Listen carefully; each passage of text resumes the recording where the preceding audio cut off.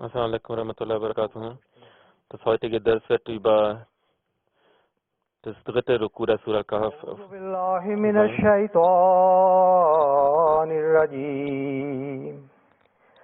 Bismillahirrahmanirrahim. تحسبهم أيقاظا وهم رقود ونقلبهم ذات اليمين وذات الشمال وكلبهم باسط ذراعيه بالوسيد لو اطلعت عليهم لوليت منهم فرارا ولملئت منهم رعبا وكذلك بعثناهم ليتساءلوا بينهم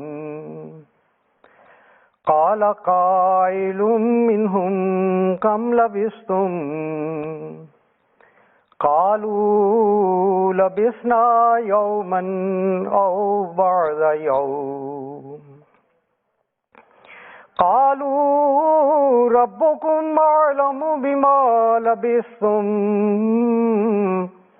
فابعثوا أحدكم بورقكم هذه إلى المدينة فلينظر أيها أزكى طعاما فليأتكم برزق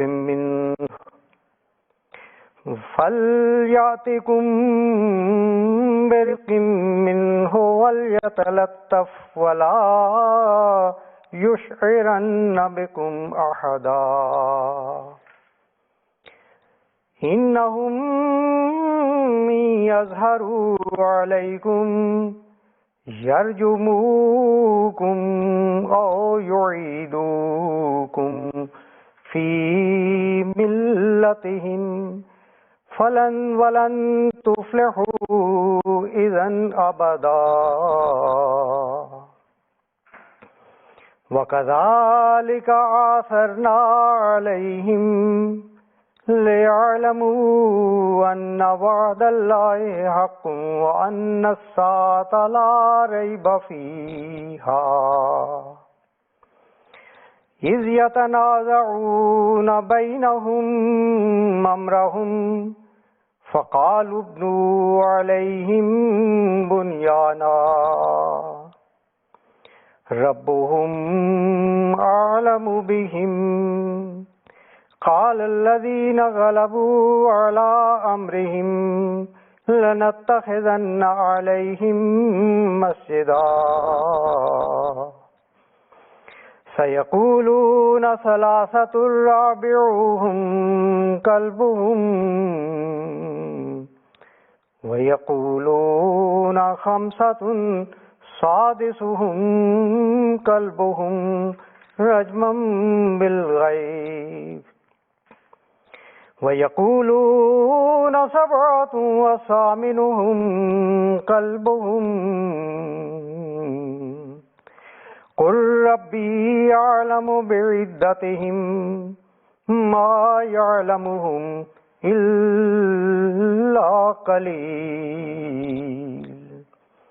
فلا تمار فيهم إلا مراء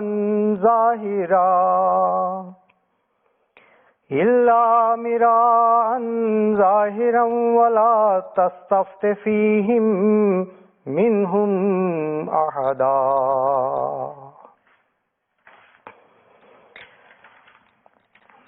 سورہ کہف کے بارے میں آپ Über die Surah Al-Kahf haben Sie in den vergangenen Durus ausführlich hören können, dass in diesen Versen Allah über jene Christen gesprochen hat, die anfangs die Einheit Gottes bezeugt haben und die aufgrund ihres Glaubens großartige Opfer gezeigt haben Und für eine lange Zeit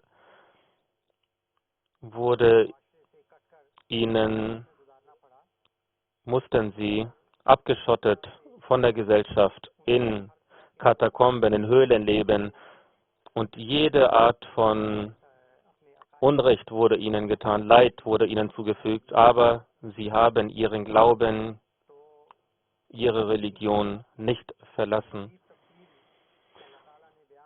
In diesen Versen hat Gott weiter den Zustand dieser Christen angeführt.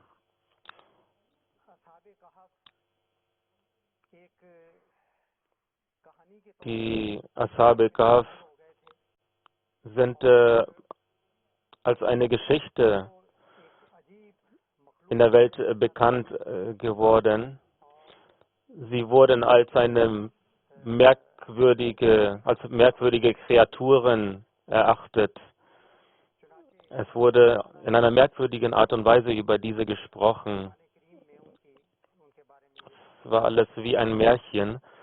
Gott hat im Heiligen Koran dann letztendlich klargestellt und erläutert, was es eigentlich damit auf sich hat. Und bedauerlicherweise haben die muslimischen Exegeten auch auf diese Märchen, diese Geschichten der Bani Israel sich gestützt und merkwürdige Geschichten darüber erzählt. Es ist die großartige Gnade Gottes, dass wir mit dem Wissen, mit den Exegesen des verheißenen Messias al-Islam gesegnet wurden und danach von seinem Sohn Hazrat Muslim Maud das Wissen erlangt haben über diese Verse, der diese Verse für uns erläutert hat. Hazrat Muslim Maud und die weiteren Khulafa haben in ihren Exegesen diesen sehr besonderen Punkt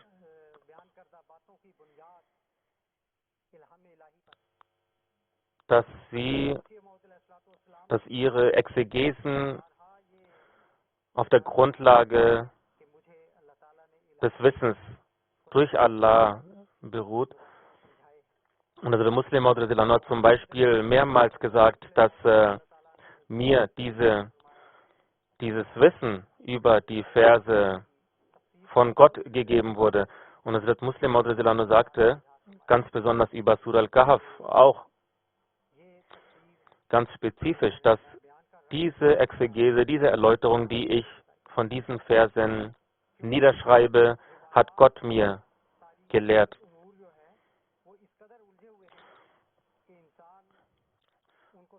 Die historischen Fakten sind so sehr durcheinander und so unklar, dass man da keine klare Historie, keine Geschichte, keine deutliche Geschichte daraus erstellen kann. Aber durch das Wissen Gottes, welches den Khulafa gegeben wurde, und ganz besonders Hazrat Muslim Maud hat dann diese Exegese niedergeschrieben. Da wird alles klar und deutlich und hinsichtlich dieser Exegese, das sogenannte Tafsir Kabir, das sollten wir alle studieren und davon profitieren.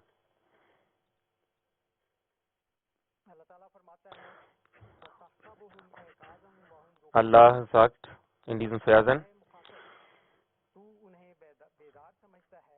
du könntest sie für wach halten, indes sie schlafen. Und wir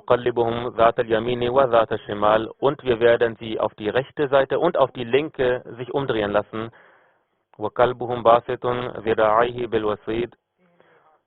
Während ihr Hund seine Vorderpfoten auf der Schwelle ausstreckt.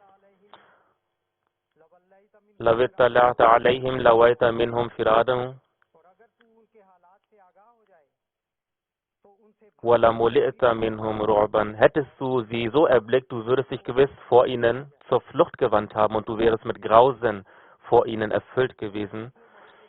Hazrat Muslim Maud schreibt, dass diese Verse, in diesen Versen über jene Christen gesprochen wird, die anfangs dazu gezwungen wurden, sich in Höhlen zu verstecken. Aber gleichzeitig wird in diesen Versen auch über jene Menschen berichtet, über die Christen berichtet, die sich auf der ganzen Welt dann ausbreiten sollten, also aus ihrer Nachkommenschaft. Das Muslim Maud sagt über diesen Vers, hier heißt es, du hältst sie für wach, obwohl sie eigentlich schlafen. Das bedeutet, Rukud, das Wort, bedeutet, dass sie einen tiefen Schlaf, also ein solch tiefer Schlaf ist es, der schon fast mit einem Tod verglichen werden kann. Es ist ein sehr langer und tiefer Schlaf. Und momentan befinden sie sich in einem Tiefschlaf. Das bedeutet, dass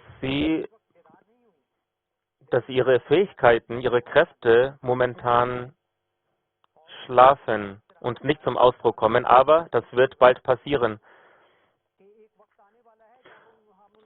Dann heißt es, es wird eine Zeit kommen, wir werden sie auf die rechte Seite und auf die linke sich umdrehen lassen. Das heißt, wir werden sie ausbreiten. Dann steht da weiter, dass ihr Hund seine Vorderpfoten auf der Schwelle ausgestreckt hält.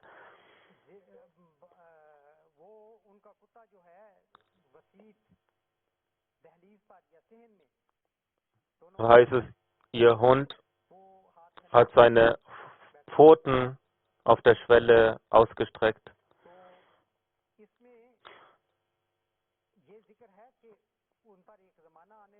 Das bedeutet, dass eine Zeit für sie kommen wird, dass sie links und rechts im Osten und Westen sich ausbreiten werden. Und dann wurden auch deren Merkmale genannt, dass ein Hund mit ihnen ist.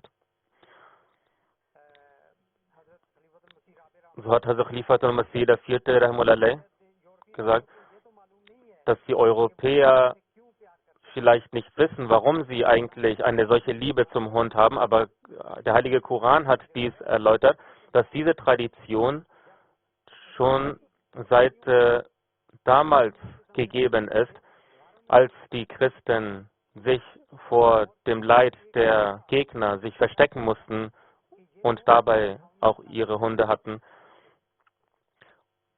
Und sie haben auch zu ihrem Schutz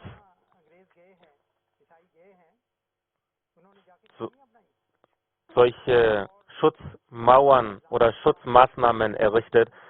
Und so haben wir in der Historie der Christen auch später gesehen, wie sie immer Schutzmaßnahmen ergriffen haben. Weiter heißt es, hättest du sie erblickt, hättest du sie gesehen, so würdest du gewiss vor ihnen flüchten. In unseren Ländern ist es bis heute tatsächlich so, dass wenn man einen Weißen oder einen Europäer sieht, so hat man Furcht vor ihm und Ehrfurcht vor ihm. Und das wurde als Merkmal auch hier im Heiligen Koran erwähnt, dass sie eine gewisse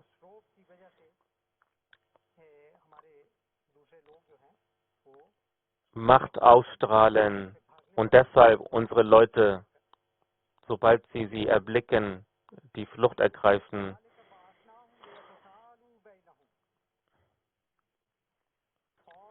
وَكَذَلِكَ بَعَثْنَاهُمْ لِيَتَسَاءَلُوا بَيْنَهُمْ und so erweckten wir sie, damit sie einander befragen möchten.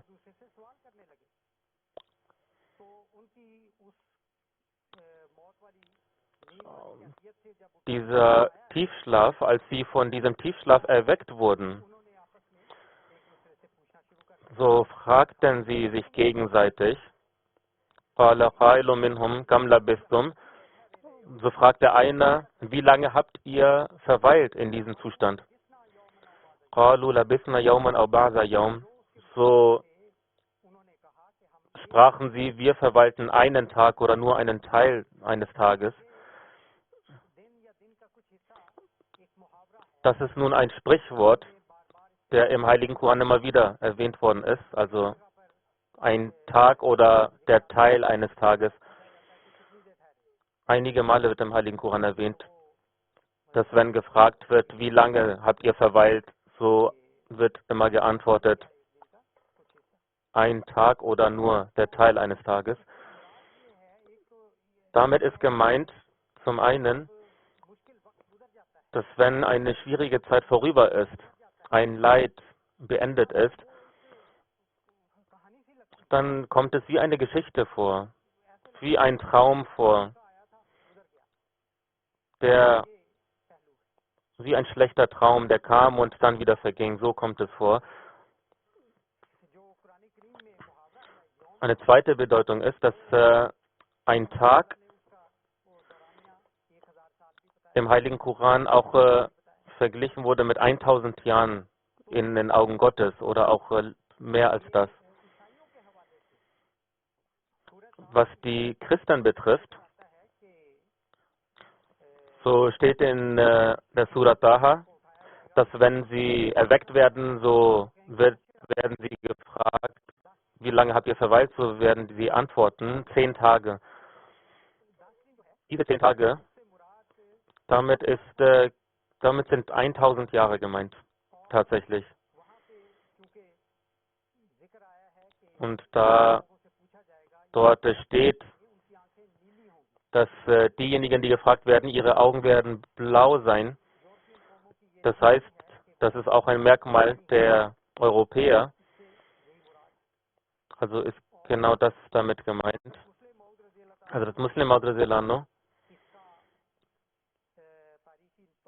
hat historisch das analysiert und gesagt, dass die Ashab Kahf, also die anfänglichen Christen, als sie aus den Höhlen wieder hinauskamen, als das Leid beendet wurde und sie sich dann langsam ausbreiteten in der Welt, das waren genau 1000 Jahre, als sie in Indien ankamen und dort ihre Mission dann etabliert wurde. Und danach breiteten sie sich auf der ganzen Welt aus und dann kam eine Zeit, als sie dann den Anspruch hatten, dass unsere Herrschaft niemals ändern wird.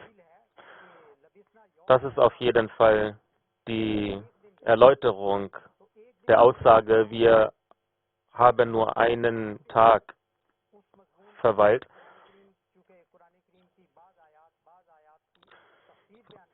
Es ist eine Grundlage des Korans. Einige Koranverse erklären die andere Verse wiederum. So hat Hazrat Muslim Maud Radhiyallahu und Hazrat Khalifatul Masih Rabi Rahimahullah ebenfalls diese beiden Stellen des Heiligen Koran verbunden und daraus entnommen, dass 1000 Jahre insgesamt vergangen sind, vom Anfang bis zum Beginn der Ausbreitung der Christen. Und das ist historisch genauso geschehen.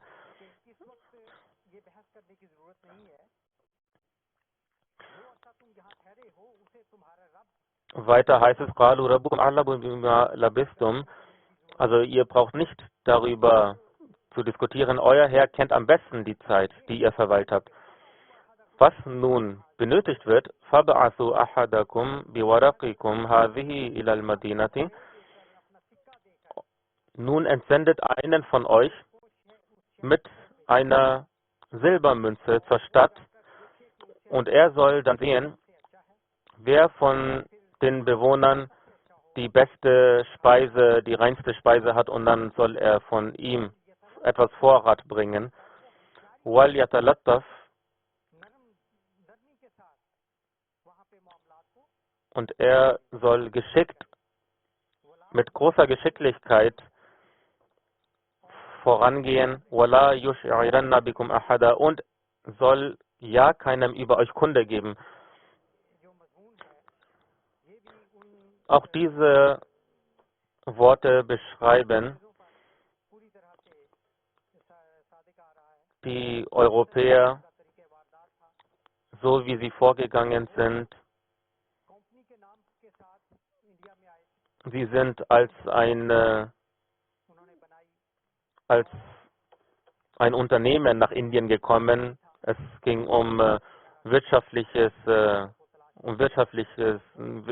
Profit, dass sie dort Vorrat ansammeln und Ressourcen ansammeln und diese dann auch in ihre Länder exportieren. Und all diese Sachen treffen genau auf diese Menschen zu. Dann heißt es weiter, وَلْيَتَلَطَّفْ. Es war die Grundregel, es war ihr Merkmal, dass sie immer geschickt umgehen und mit Milde, mit Sanftmut mit allen umgehen und nicht mit Härte umgehen. Und sie sollte niemals über ihr eigentliches Ziel Kunde geben, erfahren lassen. Langsam etablierten sie sich dann in Indien und dann bauten sie Banken und ließen dort die Gelder von reichen Menschen dort einzahlen und langsam übernahmen sie die gesamte Gesellschaft, ohne dass man das Gefühl je bekam. Weiter sagt Allah, Innahum in yazharu alaykum yarjumukum aw yu'idukum fi millatihim. Denn wenn sie von euch erfahren sollten,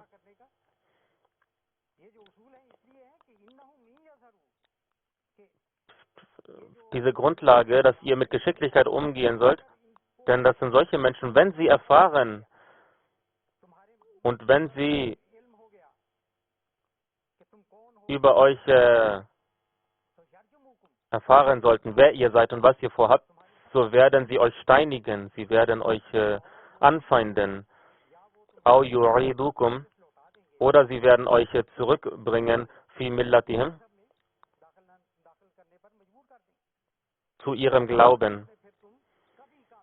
Walan tuflihu idhan abada, und dann werdet ihr niemals mehr erfolgreich werden. Das waren die Anweisungen, das war die Mission dieser Menschen, welche von Allah im Heiligen Koran hier erwähnt werden, und jedes Wort trifft auf diese Menschen genauestens zu. Weiter sagt Allah, وَكَذَلِكَ أَعْثَرْنَا عَلَيْهِمْ لِيَعْلَمُوا أَنَّ وَعْدَ اللَّهِ حَقٌّ وَأَنَّ السَّاعَةَ لَا رَيْبَ فِيهَا. Und so entdeckten wir sie, also die Menschen, damit sie erkennen möchten, dass Allahs Verheißung wahr werden wird. Und dass über diese Stunde, diese verheißene Stunde, kein Zweifel ist.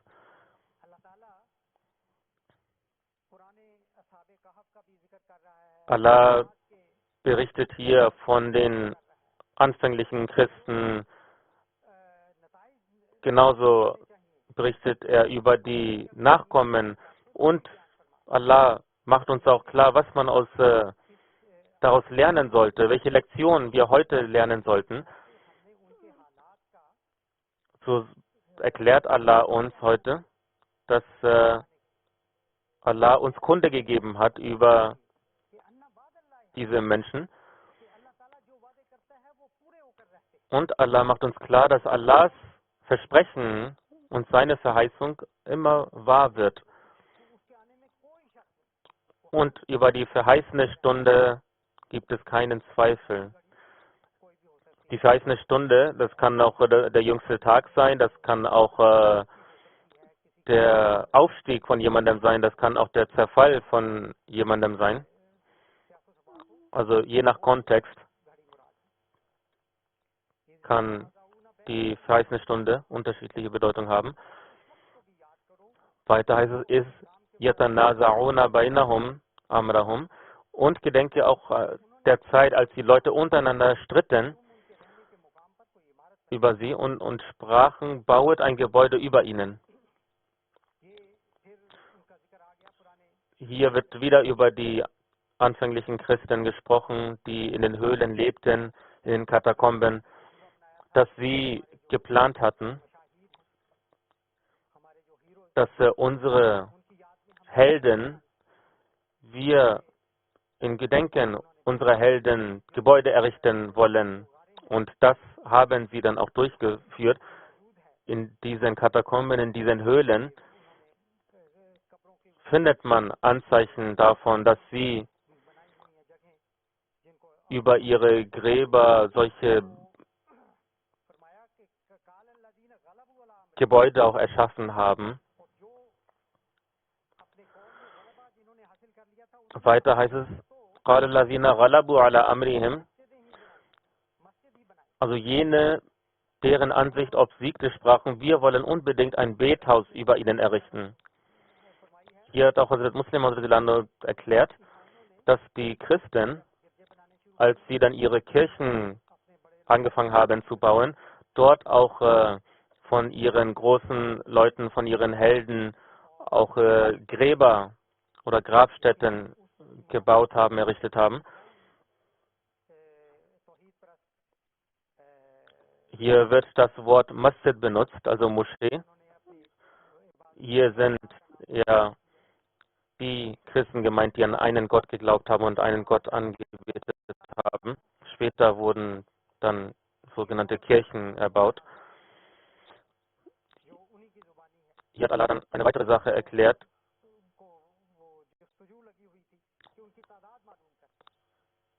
Es ging um die Anzahl. Wie viele waren es eigentlich? Und diese Diskussion. Diejenigen, die unwissend sind, die werden manchmal sagen, sie waren 3 und der 4. war ihr Hund. Und einige werden sagen, sie waren 5 und der 6. war ihr Hund.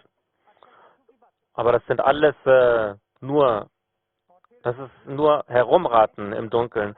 Und einige sagen wiederum, sie werden 7 und der 8. war ihr Hund. So heißt es, sprich, mein Herr kennt am besten ihre Zahl. Und nur mein Herr kennt die wirkliche Anzahl. Niemand weiß sie, also die Zahl, außer einigen wenigen. Illa qalil, außer einigen wenigen. Das ist ein Sprichwort, welches auch verwendet wird, wenn niemand mit eingeschlossen ist. So heißt es weiter, so streite nicht über sie, es sei denn durch zwingendes Beweisen. وَلَا تَسْتَفْتِ فِيهِمْ مِنْهُمْ أَحَدًا, und suche nicht Kunde über sie bei irgendeinem von ihnen. Das ist auch ein sehr großes Wunder, ein Rätsel über die Anzahl von ihnen. Der Heilige Koran sagt uns, ihr sollt nicht hinter solchen Dingen herlaufen, über die ihr kein Wissen habt. Es ist nicht die Rede von 6 oder 7. Die historischen Tatsachen, die wir heute vor uns haben, die lassen uns erkennen, dass es eine sehr lange Zeit gewesen ist, die sie in den Höhlen verbracht haben. Das sind wahrscheinlich Tausende von Christen gewesen, die dort gelebt haben. Anfangs sind es sicherlich einige junge Christen gewesen, die dort gelebt haben, aber sie sind bis zu 300 Jahren haben sie dort gelebt und verbracht. Das heißt, ihre Anzahl ist ja sicherlich dann sehr stark angestiegen. Und jetzt momentan hat Gott uns verboten, über die Anzahl zu diskutieren. Möge Allah uns befähigen, das Wissen des Heiligen Koran zu verstehen und diese Verse, den Inhalt, den diese Verse verbergen, dass wir das Wissen uns aneignen und dementsprechend auch unser Leben gestalten. Möge Allah uns alle dazu befähigen. Amin.